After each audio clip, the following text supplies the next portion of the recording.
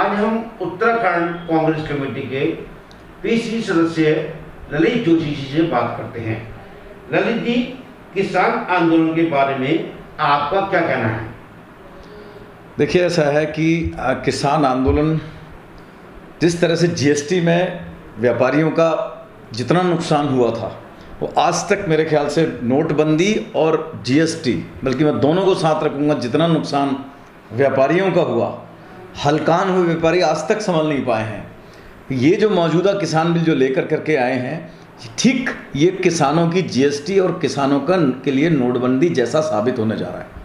एक बात। दूसरी बात, मुझे समझ में नहीं आता, इस देश में किसानों के लिए बहुत कानून ऑलरेडी हैं, और मैं बहुत लंबी बात करूंगा तो मेरे ख्याल से इतना टाइम आपके फुटेज पे नहीं होगा। मैं सिर्फ एक बात कहता हूँ, सरकार को अगर वास्तव में किसान की चिंता है, उद्योगपति उनको जो पढ़ा रहे हैं इसको छोड़ दीजिए, अगर वास्तव में किसान की चिंता तो सरकार क्यों नहीं उत्तराखंड में भी पहाड़ के किसान सेब, आड़ू, नाशपाती, खुमानी, तमाम तरह की सब्जियां बोते हैं, एक मिनिमम सपोर्ट प्राइस उनके लिए तय क्यों नहीं करती?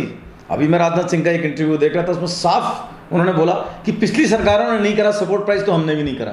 कुछ चीज़ों में करा गया है, ऐसा नहीं कुछ चीज़ों में नहीं करा गया है, पूर्ववर्ती सरकारों से चलता आ रहा है। अगर आपको वास्तव में किसानों की चिंता है तो उनका मिनिमम सपोर्ट प्राइस तय कीजिए और ये व्यवस्था करिए कि अगर कोई व्यक्ति ले रहा है, उनसे सब्जी वब्जी को ले रहा है, तो जितना मिनिमम सपोर्ट प्राइस है वो उनके सीधे उनके अकाउंट में डाल दे। तब तो मानते हैं कि सरकार की जो है नीतियां और में कोई ईमानदारी है। और नहीं तो आप 70% कृषि प्रधान देश में जो अराजकता फैल रही है इस देश के अंदर, धीरे धीरे जो किसान बाहर आ रहे हैं, आप क्यों यूरोप और अमेरिका से इस देश को जोड़ते हैं भाई?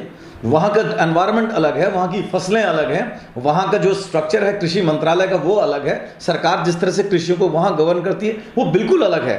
आप अमेरिका, यूरोप में जो हो रहा है उसको भारत की खेती और भारत के किसानों पर लाभ दे रहे हैं की कोशिश कर रहे हैं। ये आप इस पर मत जाइए।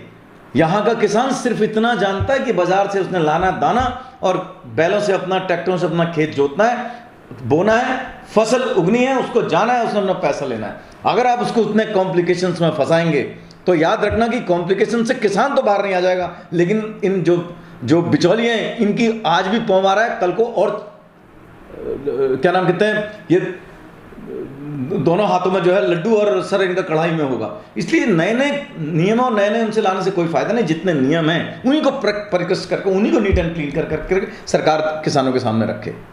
अभी 2022 में उत्तराखंड चुनाव है, पूरे देश में